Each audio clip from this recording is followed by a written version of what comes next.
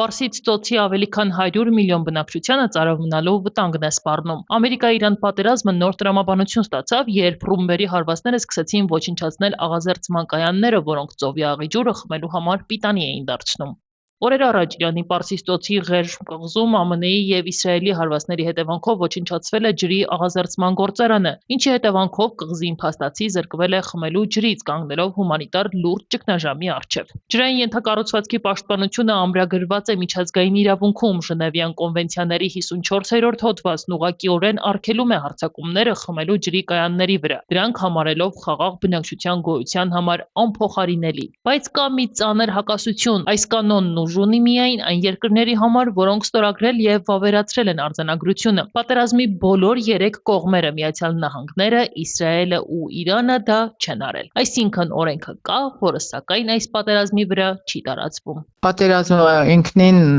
ահավոր երևույթ է և պատերազմի ժամանակ ոչ մի կոնվենցիաներ չեն աշխատում։ Ծոցի 6 երկրները՝ Բահրեյն, Քուվեյթ, Օման, Քաթար, Սաուդյան Արաբիա և Արաբական Միացյալ Էմիրություններ աղազերծման տեխնոլոգիայի շնորհիվ ջուր են ապահովում 62 միլիոն մարդու համար։ Ամբողջ Մերձավոր Արևելքում կա մոտ 5000 աղազերծման կայան, որոնցից ավելի քան 400-ը ծոցի շրջանում։ Առանց այս ենթակառուցվածքի մոտ 100 միլիոն մարդ կզրկվի ջրից։ Մերձավոր Արևելքում, որտեղ բնական քաղցրահամ ջրի պաշարները սահմանափակ են, աղազերծման գործարանները կենսական նշանակություն ունեն։ Դրանց թիրախավորումը պատերազմի ժամանակ դառնում է ոչ պակաս ազդեցիկ գործիք, քան էներգետիկ կամ ռազմական ենթակառուցվածքների խոցումը։ Վերջը ժողովուրդն է տուժում։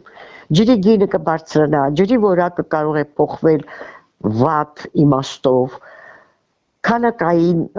կարող է կորուստներ ունենանք։ Փորձագետները նշում են, ջրի ենթակառուցվածքների վնասումը կարող է ավելի ծանր հետևանքներ ունենալ, քան անգամ անմիջական ռազմական հարվածները։ Ջրի բացակայությունը կաթվածահար է անում բնակչության առօրյան առողջապահությունը, տնտեսությունը և արագ վերածվում է հումանիտար աղետի։ Այս մասին անգամ Էրդողանն է խոսել իր ելույթում ու նշել, որ առաջիկայում ջուրը կարող է դառնալ հակամարտությունների հիմնական պատճառ, ինչպես նախկինում նավթն էր։ Այս համատեքստում նա ընդգծել է, որ Թուրքիան պետք է զգուշությամբ կառավարի իր ջրային պաշարները։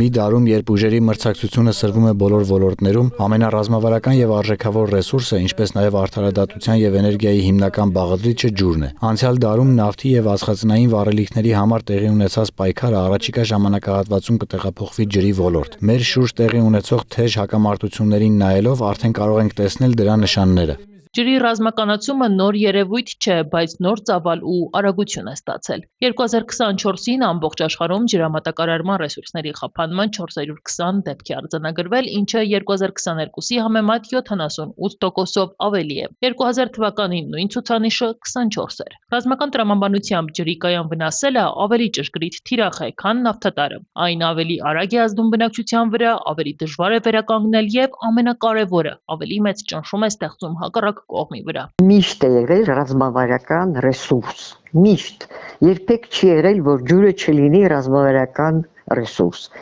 Դա ռեսուրս է, որի համար պատերազմներ են գնում։ Եվ հայտնի չի, այս պատերազմները ջրի նկատմամբ ինչ ոտնձգություն ունեն, ինչ նպատակներ ունեն։ Դեռ 1995 թվականին միջազգային կոնգրեսում,